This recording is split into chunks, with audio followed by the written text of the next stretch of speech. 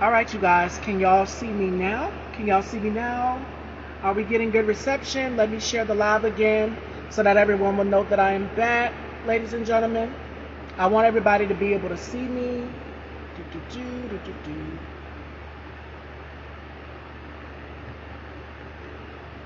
All right, can you guys see me? Am I clear?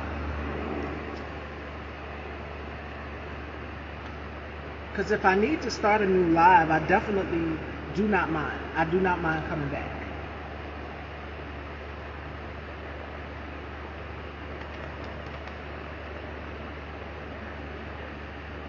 All right, Tyrone is here, so let me add Tyrone back so that we can continue where we left off. All right, you guys can see me perfect. Good. All right, perfect, There we go. perfect. Yeah, yeah. We were talking about mental health before. I guess it was distorted. Shout outs to my fraternal for letting you know. We were talking about mental health and how to take care of balance because you said you've been working on some things as well too. So for you, how have you been finding the balance? And I also talked about how you give people a word of encouragement for using your platform to encourage people also as well too. Yeah. Um, so I've been dealing with a lot of anxiety. Um, and anxiety has been, for lack of better terms, anxiety's been kicking my ass. Like it's been kicking my ass. Um, what I've been doing is just really trying to figure out, and I'm still working through it. I'm still trying to figure out what's actually triggering it. But what I've been doing in the meantime is just kind of doing things that I want to do, doing things that I like to do, and not necessarily trying to be in a thousand places at once. You know what I mean? So I just really, and that goes back to what I said earlier about just getting back to me. You know what I mean? And I feel like it helps when I encourage other people. That kind of helps me, kind of handle my own anxiety. So that's kind of what compelled me to post that video that I posted, because there's a lot of pressure on people. You know what I mean? To be a certain way or to be perfect, so to speak. So I just had to jump on and let people know that it's okay. You know what I mean? Just be you. Don't have to worry about what society wants you to be or who society wants you to be. We don't all have the same path. We're not all going to follow the same path. So whatever you feel in your heart, do that. You know what I mean? You don't have to go to school and be a doctor. You don't have to do this, do that. If that's your dream, chase it 100%. But 9 out of 10 of us probably have something else that we're passionate about that we really want to pursue. But we're scared because we don't know how other people are going to take to our dreams. Our dreams aren't for other people. Our dreams are for us. You know what I mean? So that's another thing I like encouraging people about is just whatever you want to do in your heart of hearts, just go out there and do it. Absolutely. And when you said anxiety, I'm like, wait, I'm not alone in this. You too. Yeah, I yeah, know it becomes overwhelming. You find yourself in a place where it's just like everything is coming down on you. Alan right, Yankee knows this all too well because me and him talk and a few other people. I'm very private with who I share that with. That to me is very, very intimate. of course. And I don't want people to think that I'm taking advantage of them or anything by just talking to them. But there's nothing wrong with talking to somebody about whatever it is that is bothering you. Because even for me as a talk show hostess, it can become exhausting. It Right, literally can.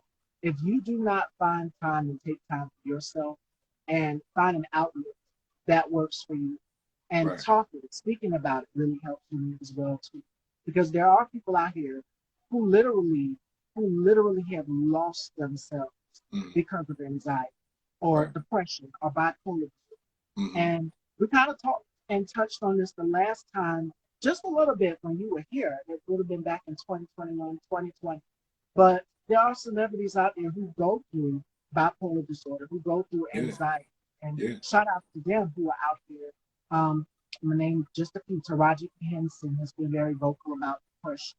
Mm, Jennifer Lewis, even in the hip hop side, you've got mm, rappers like Lil Wayne who are being more, coherent and opening right, up. Big Sean is another one that are opening up and saying, it's okay to say I'm not okay.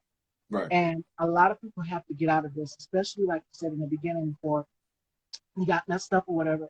Um, you said that it's a lot of people that don't really talk about mental health. For us as people of color, we Mm, don't really talk about it. We sweep it up under the rug.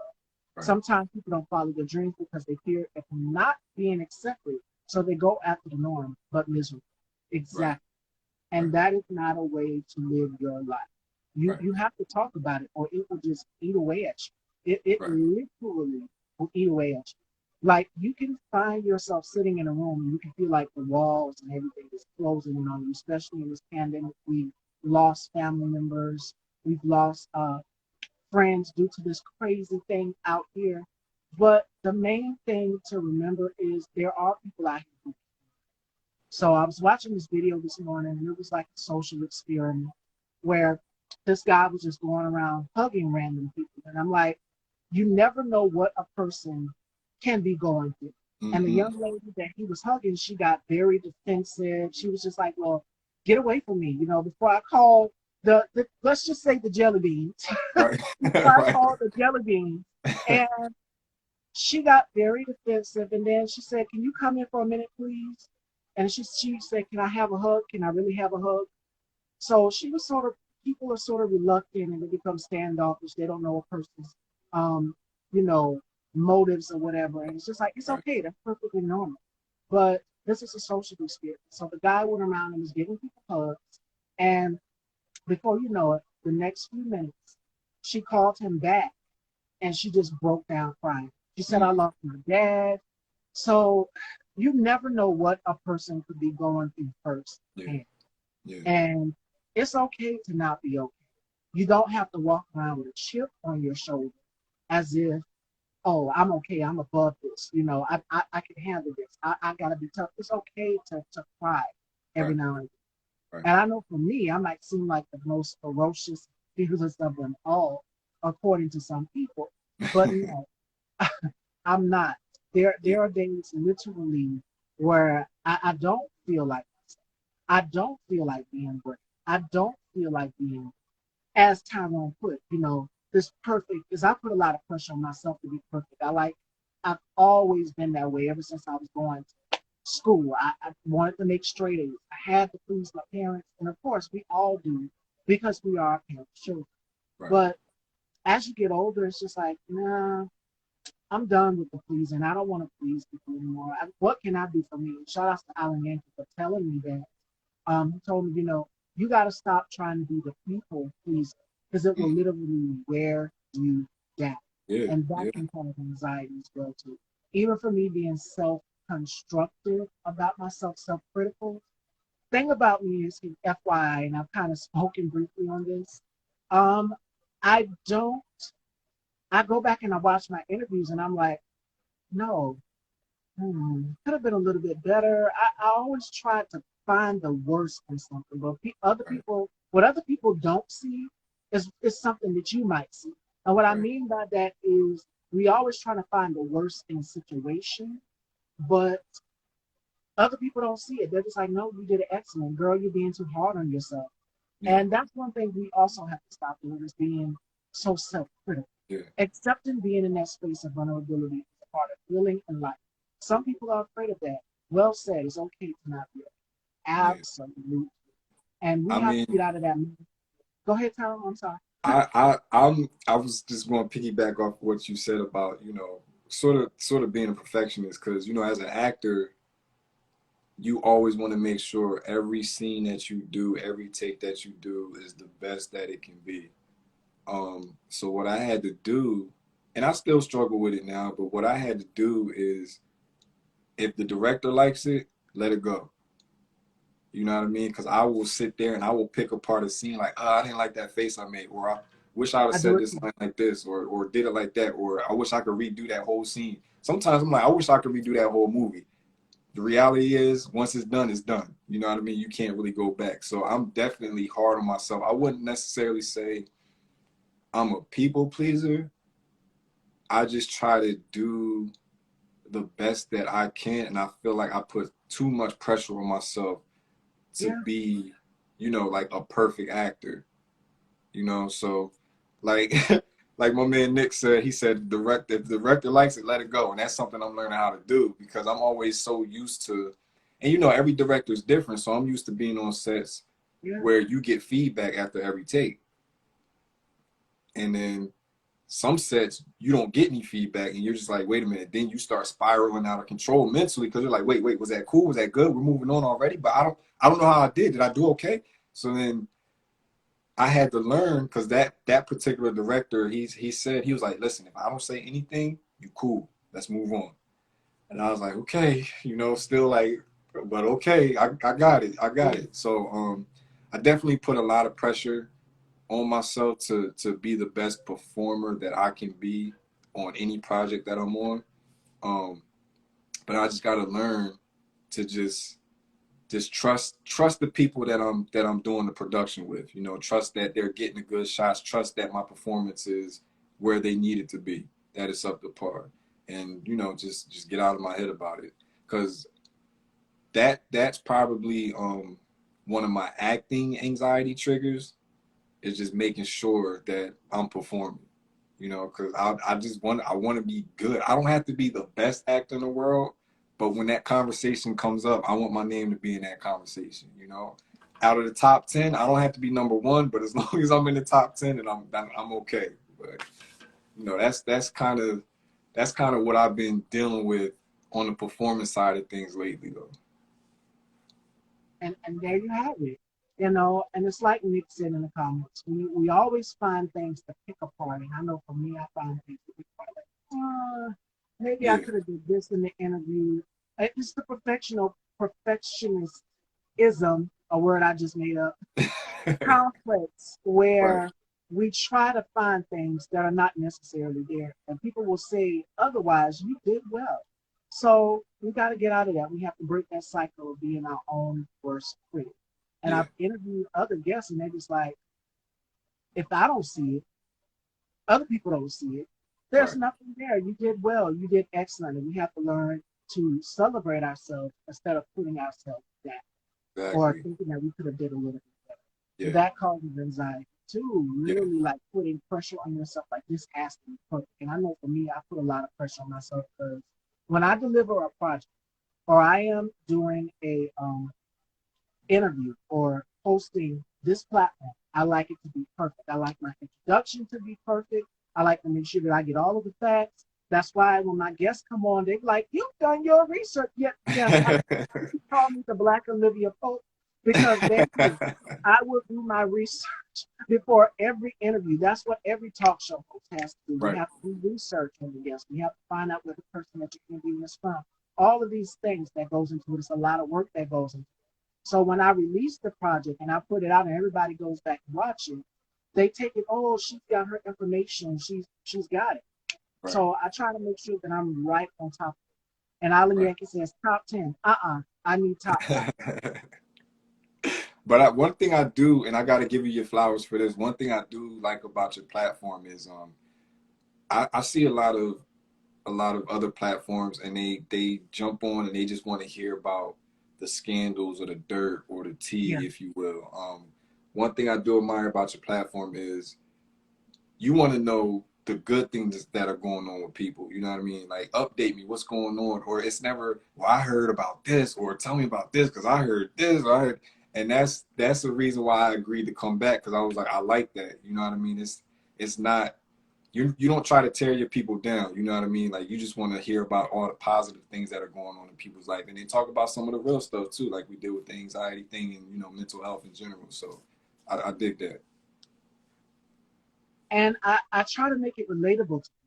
I try to, my mom always told me that she said, going into this field, you've now become like a public figure somewhere. I don't have it on my profile. I don't need to put it on my profile. I don't put it up there because I'm not up there yet with the Oprahs and the Ellens. I could be, but it's not in my priority list right now. Right now, what's in my priority list is to help people and bring Mm, people. We need it more than ever. Everybody's stressed out with the way things are in the world, and I don't even have to get into everything. Let's just say the cost of living, gas prices, all right, of these things that right, stress people out. yeah, It's enough, and people just need like a yeah, side relief where they don't exactly. have to turn on the news every day. Because sometimes I walk out in the living room and I'll see CNN come on. My father will put CNN on, And I'm just like, oh God, what did he do now? He, Yeah. you know who he is, the Right. former president. And I'm just like, what is going on? What's gonna happen? What revelation we got to come out with today? I'm like, Right. I want to escape from this because this will literally drive me up the wall. Like Yeah. Yeah. taking in too much negativity, watching it on the news and what's going on in the world will literally stress you out and drive you crazy. Yeah. And that's why I've been busy on this whole self care. You see me with a lot of body care and stuff. I've gotten into that because I'm like, in order to look good, you have to smell good, you have to feel good. It really rejuvenates your soul. And Right. that's one thing that's key to me. So that's why I've really been on this self-care discovery, just taking time for myself, you know, discovering different scents and what they mean, studying them, things like that.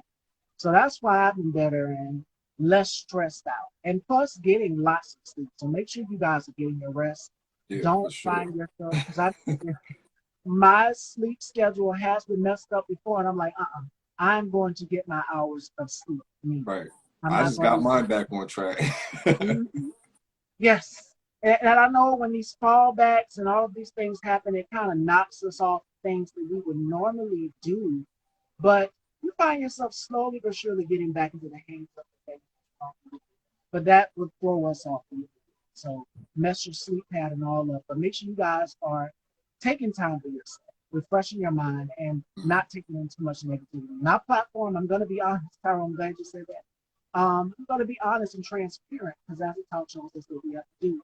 Um, my platform when I started, I used to do the celebrity gossip and stuff like that Mhm. and what was going on, but it wasn't messy or intent. It was all facts. I Right. would speak about it and I would give my own perspective from my own experience. And when I created Style by Stevie, I wanted it to be real. I Mhm. wanted it to be real and raw. And I wanted it to relate to a specific target audience. And that target audience is for us as African Americans. Right. There's not many women of color or black women in daytime television. Mhm. I'm just going to put it out. Now you've got Sherry Shepherd and Jennifer Hudson. Shout outs to them. They're not paying me promo to promote their show. Barry, hey Barry, how are you, ladies and gentlemen? Barry Pendleton, singer and songwriter, chart topper. Please go and follow him. That is my love bug right there. Um, like I was saying, there's not many women of color in daytime. So I wanted to create a platform where people can get the real and they Right. can get it from a place where it seems like, okay, she's more so like the auntie. She can be the girl next door. And I give you that in a way where it's just like, okay, here's what's about to come. Here's what you can predict what's about to come. And that's what Mhm. I do when I used to do my topics. But now I just decided to do straight up interviews Right. and make it personable and intimate where people can get to know, you know, the actor, the guest, Right. or whoever I'm Right. interviewing that day. You become what you feed your eyes on and your spirit. So we can't consume ourselves with things that doesn't nurture our growth. Mhm. Exactly. And I've had to change and remodel and change can be scary at times, Yeah. For but sure. you have to do something different. You can't keep doing the same thing over and over and over again. It's called insanity. So I Yeah. had to change up my format. I had to change up my image. The way that I used to do things when I first started back in 2017 is completely different from now, the 2022 version of Miss Stevie. Because baby, when I started, I was like my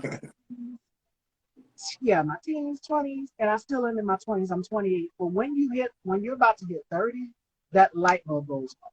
Yeah. So I can't do the things I used to do as a young teenage girl. Right. I can do things differently as an adult woman. Yeah. And you guys see the growth and the changes. It's just like, wow, something different about her because of life experience. Right. So things that I used to do on my platform, well, you might still get a little bit of that sassiness that I used to have when I started through my fashion, but no, I'm not. It's not worth it. It's draining. It's Yeah. literally draining. Yeah. And I think growth is important too, because I'm gonna be 35 soon. So just thinking about my 20s and things that have transpired in my 20s and thinking Mhm. about how those things helped shape the man I'm becoming. Because I'm still not there yet, but I'm getting there. And progress is progress, no matter how slow or how fast it is. And I'm thankful for the things I've been through that are making me the man I am today. Because I've been through some things. I've been through some things, but I'm able to tell that story now to help people. You know, I feel like it's important if you're comfortable enough to share what you've been through to help other people, because that goes back to what you said earlier. You just never know what type of battles people are fighting. Everybody's fighting a silent battle, you know, and I feel like it's very important as an actor, as someone who's one day going to have a big platform, to encourage people, you know what I mean, to be a beacon of hope, a beacon of light, um, and to just tell the dark side of the story, because we always see the glitz and the glam and the cameras flash and the red carpets and stuff like that. You'll see that, you know, that's inevitable. I want you to see what it took, you know, because it wasn't always easy. It's not going to be easy. Even when I get to that level, it's still going to be hard. You know, there's always going to be challenges that come up along the way. But I just feel like it's important to, hey, listen, I know y'all see I know y'all see the trophies and all that stuff, but look, this is the real. This is what happened. This is what I've been through. Even before I started acting, I didn't think I was gonna make it to, you know, my mid 20s to begin to even start acting. So yeah, so I feel like everything and I'm sure there's a lot of people that feel like this. I feel like everything that I went through was for a reason, you know? And I can't look back on it and say, well, I wish I did this different. I wish I did that different. Because if I had a chance to go back, I wouldn't have learned anything, you know? And it wouldn't shape who I'm becoming today, because I'd probably still be the same person. So I thank God for the struggle. I thank God for the substance abuse. I thank God for all of that stuff, because they're literally turning me into the person I am now, where I don't feel like I need those things to get through the day. Like I said earlier, I've been dealing with anxiety a lot. So, you know, if I still wasn't in my right mind, I'd probably be out here popping pills and doing all type of crazy stuff to cope with that. But I've been there already, you know, so I don't turn to things to help cope, you know what I mean? So it's definitely been an eye-opening journey. As I get older and reflect on certain things, I'm just like, wow, okay, it all makes sense now. It all makes sense why things happen the way they did. Yeah. And you opened up about your battle substance, so many things. That's transparency. You put it out there for yourself. And I know I have conversations with myself in the mornings when I get up. Every morning I get up and I thank God, you know, for allowing me to see it every day. We have these conversations with God. Like, I know I don't look like what I've been, but this is just a trial and a test for me. So everything that I've been through has molded me into the woman that you Mm. guys see, the independent, the bold, the fearless, and fabulous, might I add, the woman that you guys love and adore and tune in every day, Monday through Friday, to watch. It's through trials and tribulations Mm. that get us through. There's obstacles out there, and we constantly are reminded of our past of these things, but don't beat yourself up over it. It's a part of Right, your life. You can't erase it. And I right. remember who was it? I think it was Latoya Lucky. She said, it's a part of my past. I can't erase it. She was talking about her time in the girl group Destiny's Child. Mm. She said, it's a part of my past. It's a part of my life. It's a part of my journey. So Right, things that we've had in our journey, we can't erase it. All we can do is tell our story and inspire the next person to tell their story as well, too. right, And right. that, ladies and gentlemen, that is what. Yes, indeed. Yes, indeed. And it's funny because my mom, I think my mom's watching. I know I seen her join.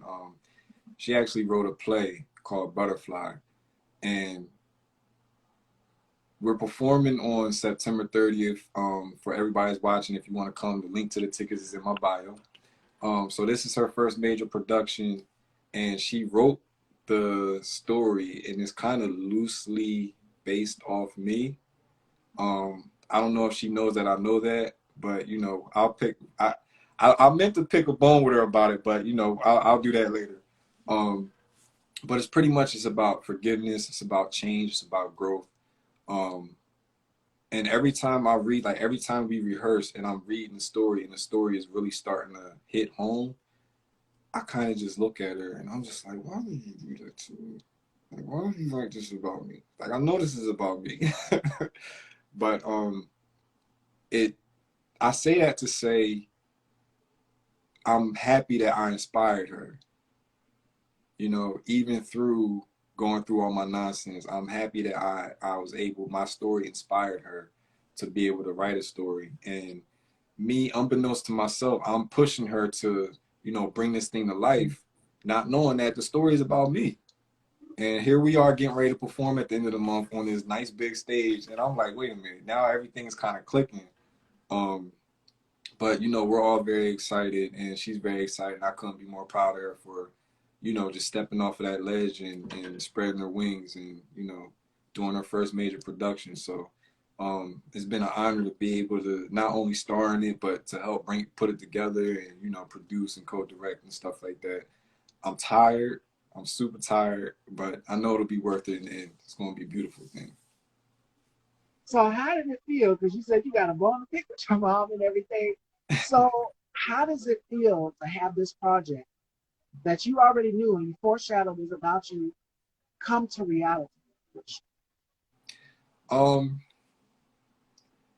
it feels, it feels kind of surreal, but at the same time, it kind of feels, I feel like she beat me to it because eventually, you know, in my latter years, I did want to write a script based off my life. She kind of beat me to it, even though it's loosely based off me, but she kind of beat me to it. So later on, I'm going to write like a whole script, you know, maybe a book, who knows, whichever way I'm led to write it, whether it's a script or a book, I'm going to write a book about, or a script about my life, a story about my life, you know, so, but mom beat me to it. So there's that. And you've been helping her with production and everything. How's that been? I know it's a balance for you. You said you're tired. So how did you find that balance to do everything? And then you got the main role. The main biggest role is that you're her son and you're helping Right. her with this project. So how was that? How did you have to separate the balance between okay, son and reliving some of the stuff that your mom, because moms know everything. And when we say everything, they know everything. So it was Sometimes too much. it, it's honestly it's been fun. Um it's been fun. Definitely had its moments where it was kind of frustrating, but overall it's been a great experience for the both of us. It's been a learning experience for the both of us. My whole family's kind of getting involved. My younger brother is in it. My dad is doing the music, so it's a family affair. Um, and just one thing that I'm really thankful for is my family. The camaraderie that we share as a unit is, it's like I'm well enough thinking about it because you know you don't see that a lot in families these days, and I'm blessed to have a family like that. So, um, but yeah, just working with all of them and seeing everything come together is beautiful, and you know, helping my mom be a director has has also been, it's been fun. My mom's she's very soft spoken. She's a ladies' lady, so you know, I'm telling her like, Mom, you gotta, you know, put some bass in your voice sometimes, you know, get their attention, you know. But she's definitely growing. This one project alone, from start to now and to finish, I'm sure I've seen so much growth in her, and I'm proud. I'm very proud. I feel like the proud father right now, you know, just watching everything that my mom has accomplished and sitting in these different meetings with her and you know just listening to her and just listening to how much she's grown from day one till now. It's a beautiful thing, and oddly enough, the play is called Butterfly, but she's really the butterfly. That's, you know, her metamorphosis from caterpillar to butterfly is what I've been seeing throughout this whole process. So it's been nice. And then my dad, he's always been a rock. Love my dad to my mom would say life. I love my dad to life. I love both of them to life. But you know, my dad just, I don't know. Like I can say so much about my dad. Like he just he just dove right in, you know, no questions asked. Just, honey, what do you need? What do you need? You know, and sat down, did the whole music for the play, the transition music, you know what I mean, the scene music, whole 9 yards. So I just I'm sorry. Like No, it's okay. I just I couldn't ask for a better family, you know, like mom, dad, sisters, brother-in-laws, nieces, nephews. I wouldn't trade them for the world, you know, and just seeing everything come together and how well we work together is beautiful. Because you know sometimes you ever hear people say don't go into business with family. um, but no, this isn't the case here, and this is shaping up to be something beautiful, and this is going to be the first of many productions under the my mom's production company, which is now official. So yeah, that's that. That's that. What a beautiful interview, Miss Stevie. Oh my goodness.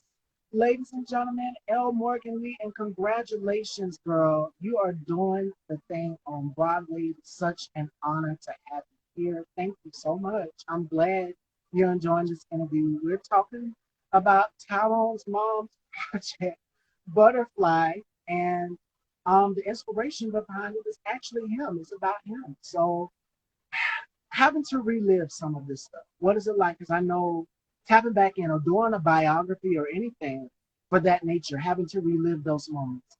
How has it been for you thus Um, so she didn't go. So she wanted to keep it, you know, family friendly. So far? she Yeah, didn't go into a lot of detail, but certain things that are said throughout the show are just kind of like, hey, wait a minute.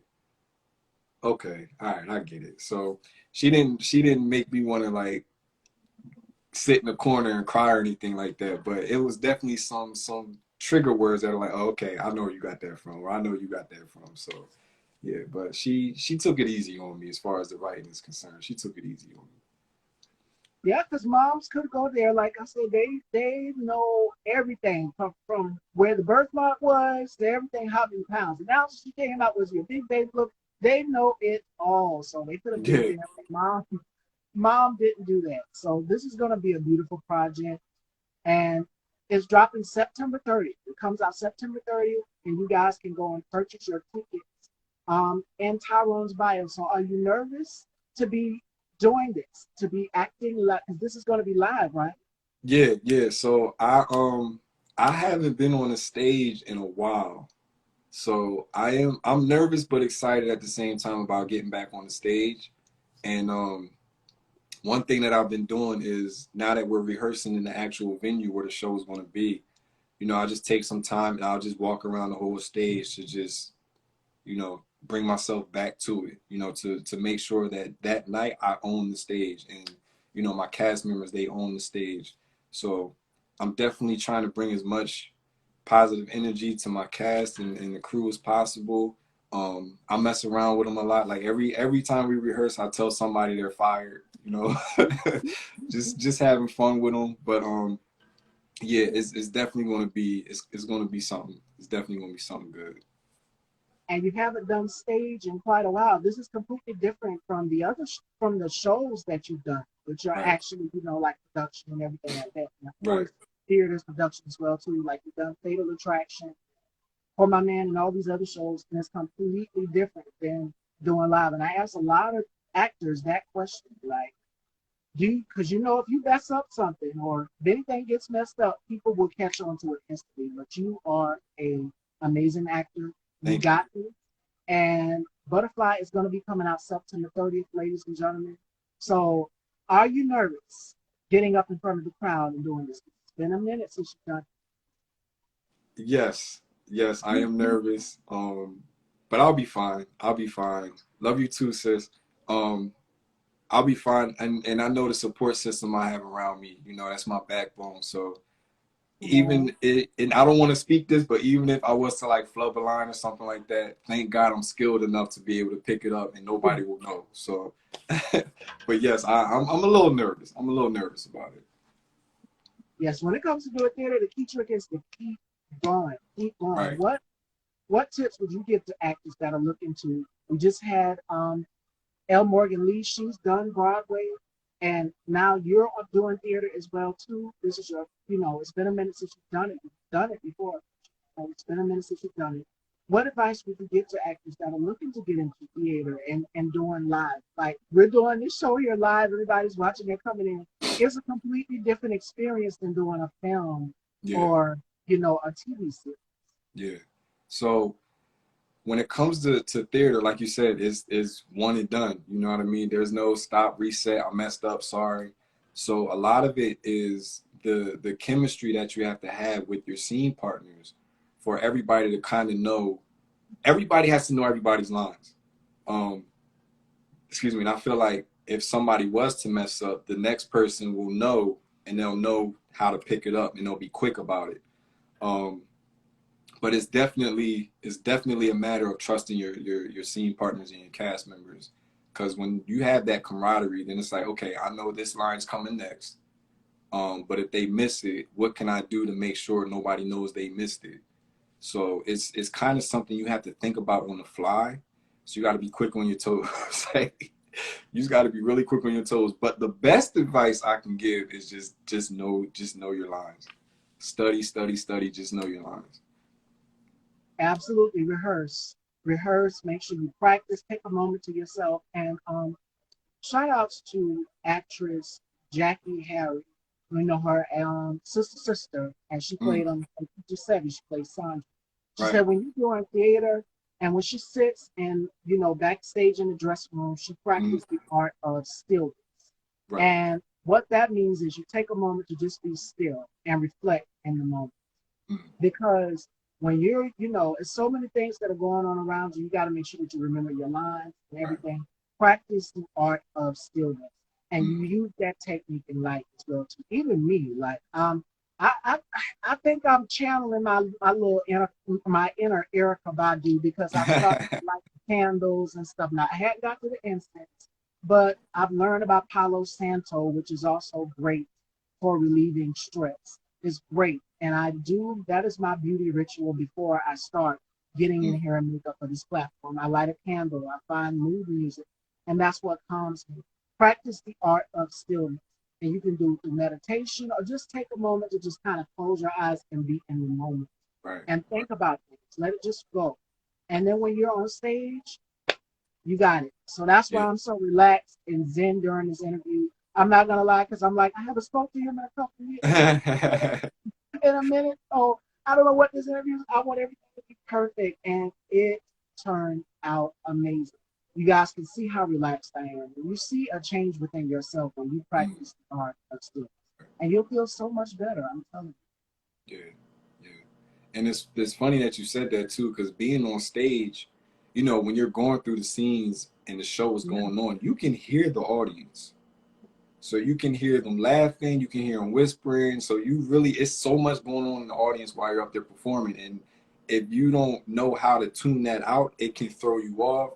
And then that's how you can start dropping lines and forgetting where you are and different things like that. So that's definitely for, the other actors and performers that are watching, that's definitely a good piece of advice. absolutely. Absolutely. So practice the art of stillness.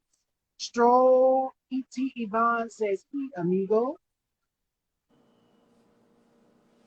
Welcome if you're just coming in. Welcome, Reckless Ardor. Welcome, ladies and gentlemen, if you're just coming in. We are here with Tyrone, Nathaniel, and we are talking about this upcoming project, Butterfly, which is mom wrote and produced, and he's also co-director producer on this project as well. To his father, it's a family affair project. So thank you for joining in if you're just watching. And we're going to conclude it with our last final thought because it was so good catching up with you. And Yes. it was an amazing conversation to have because it's been so much, and I'm pretty sure people need this. Right? Yeah. What technique would you give to people? I've talked about the art of students. What is your technique before getting into character in the role or in that moment when you're Mm, acting, you're on stage? What is your ritual that you do before you go out on set or now on stage because it's been a minute since you've done it? right. So normally what I do, and it all depends on, the mood of the film, I'll isolate. So I'll just find a quiet room or something, put some music on, and I'll just get into whatever mood I need to be in to do that scene. Um, that's if it's something dramatic. Now, if it's like a comedy or something, then I'm, joking, talking to everybody, different things like that, just to get myself in a playful mood. But normally I'll just find somewhere quiet, kind of practicing the art of stillness. I'll find somewhere quiet, put some music on, and just kind of get into whatever headspace I need to get in. So it's really music for me. So music helps a lot. All right, I can imagine when you did Fatal Attraction and For My Man, what type of music you was listening to get into that zone, because Yeah, that's when I asked you when we first did our interview. I said, have you ever felt yourself getting out of, getting so deep into the character where it's just like, okay, I need to pull back. I'm no longer the character.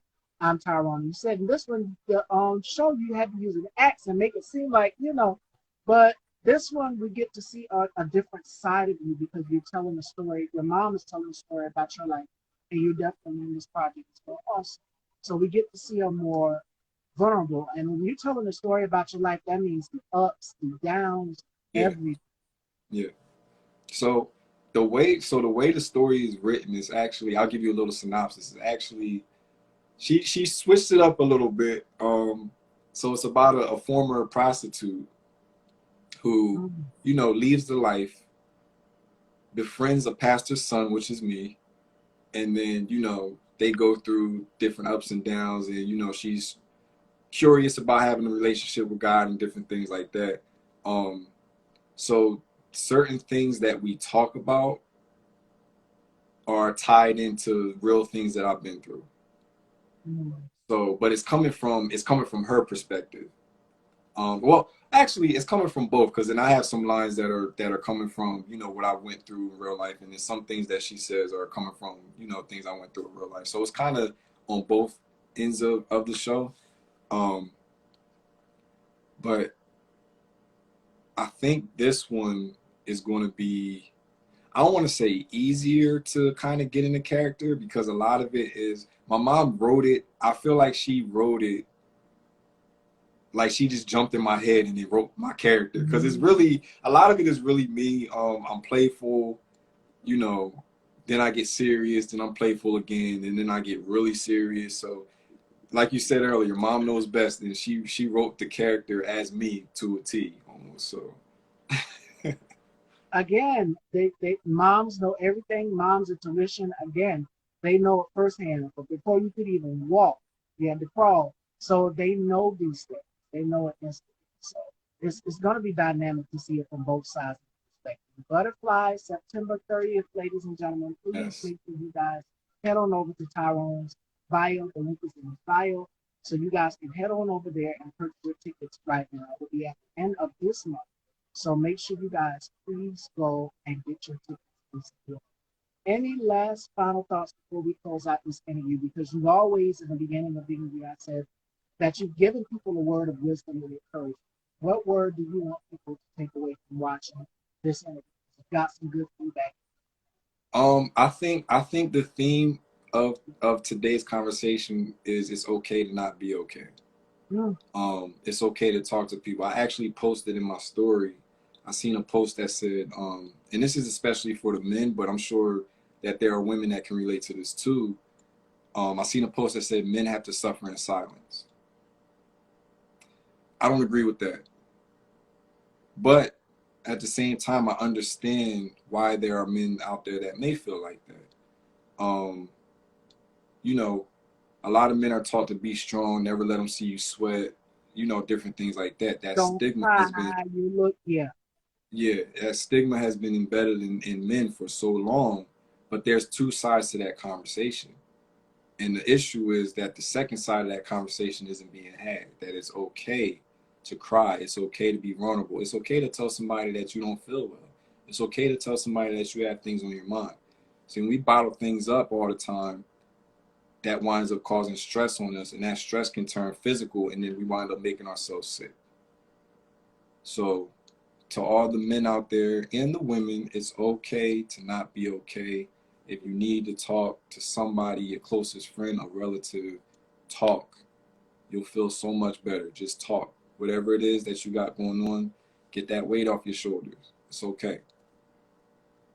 Hello, mama. Yes, exactly. God gave men tears to shine. It's especially black men in general, where it's been, like you said, it's been embedded in programs. Oh, if I cry or I look weak, I can't look weak. I got to be strong. And it's Right, just like, no, we all have our days when we don't feel like being strong. We don't feel like being the champion to take on the world. right, We have to take time and it's okay to cry. It's perfectly natural. It's perfectly normal, man or woman. Women for us is natural because come we're emotional creatures, and our hearts have to be handled with care, just like a right, man's heart. right, They have feelings, we have feelings, and it goes both ways. right, So it's okay. It's okay. It's perfectly normal. It doesn't make you look any other way. But right. that is what's in toxic masculinity, where men Mm, seem oh, I can't cry. And I've had conversations with plenty of black men that are actors. Tyrone is one of those men. And we've talked about toxic masculinity and how it impacts black. But you're getting it from both perspectives. You're getting it from my perspective as a woman, and then you're getting it from the black man's perspective. So it's interesting because I know we have boyfriends, we have husbands, we have brothers, we have uncles, black men in our family, generation to mm, generation, dads. Um, and it's not talked about because in the beginning, like you said, it's swept up under the rug. That's what's been taught. What goes on in this house stays. mm. Get therapy, talk to somebody. There's nothing wrong with them, and it doesn't make you look less. It doesn't make you look, oh, don't look soft. Don't cry to make you look soft. No, talk to somebody. Mm. Yeah, and that's another thing I like about having these conversations with you because this is part of my purpose. Having conversations like this, letting people know that it's okay to not be okay. You Yeah. know, um, you never know whose life you're changing by just having these conversations. So that's why I feel like it's very important. I shed a tear on here. I don't care who saw it. You know, and I think being an actor for me is also a blessing because it helped me get in touch with being vulnerable, like my vulnerable side. Um, I see my dad cry all the time. I don't think he's soft. You know, I don't think he's weak at all. But I see him cry. You know what I mean? I'm tired of seeing him cry. He's a crybaby. He's a big baby, but you know, he gonna fight me when he gets wind that I said that. But yeah, I never. Every time I seen him cry, I never thought like, wow, he's weak or he's soft or my dad ain't supposed to cry. Why is my dad crying? If anything, there's strength in those tears for you to be that vulnerable. I feel like the strongest men cry. So that's that's my final thought on that.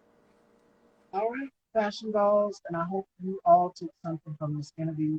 Black men specifically, it's okay to cry. It's okay to talk about mental health. And shout outs to Renaissance Jones and Nelson J. Davis, who's also, and Eamon Joseph. I could go through a list of black men that I've interviewed on this platform. We would be here all day, but I commend these brothers and Tyrone as well, two black men Thank who you. are being open and transparent. Whereas before, black men wouldn't really speak out about mental health. It's easy for us as women because we are mothers. It's you know it's natural. I'm not a mother, and no, I don't want kids. Don't put that on me. No, no, I'm perfectly fine being Auntie Steve. I'm perfectly fine. But don't laugh, but I cried when Mufasa was killed in the Lion King. Hey, Listen, listen, what my eyes still well up during that scene. I kind of turned away from the TV. is? Listen, it's okay to cry. It's perfectly natural. Let it out. It's a part of releasing emotion because if you Right. keep it pent up inside, again, like I said in the beginning, you're gonna find yourself crashing. Mm, And talk about yeah. Yeah. it. We're now at the end of this interview, ladies and gentlemen, and I hope you guys all took something powerful away from this conversation. It was so good catching up with you again, Tyrone, and I Yes, definitely indeed. would love to have you back on after this program here, which your mom she produced and worked on as well to direct it. Butterfly September 30th. please go and get your tickets in Yes. Tyrone's bio. Link is in the bio. So make sure you guys head on out and support Tyrone's sister's here, his mom's here. Hi, ladies. Thank you, man. Such a pleasure. And send dad love as well too. We appreciate all of you for supporting this platform and supporting each other's journey. That's what it's all about. What family's all about. So again, you guys be safe out here. Tomorrow, joining me, we have my brother K2 is coming to the dollhouse tomorrow. So make sure you guys tune in tomorrow. It's so funny because the roles have now reversed. I'm interviewing him. I went on his platform to Oh, get an okay. interview. You guys head on over to the K2 spot and check it out. And he's going to be here with me tomorrow. So the roles have definitely reversed. I'll be interviewing him. So you guys tune in tomorrow for that. We have some more amazing guests throughout this week. So check out the lineup on my feed and check my stories for more details. It was a good catching up with you, Tom. Such a Yes, pleasure. yes, it was. It was. I'll be back whenever you invite me. I'll come back. I'll definitely come Yes, back. I definitely would love to have you back. It's so good catching up with you, and I'd love to have you back on in the future. And great wishes on this project, and Thank you. congrats on what it's Thank going to you. be. Well, Thank you.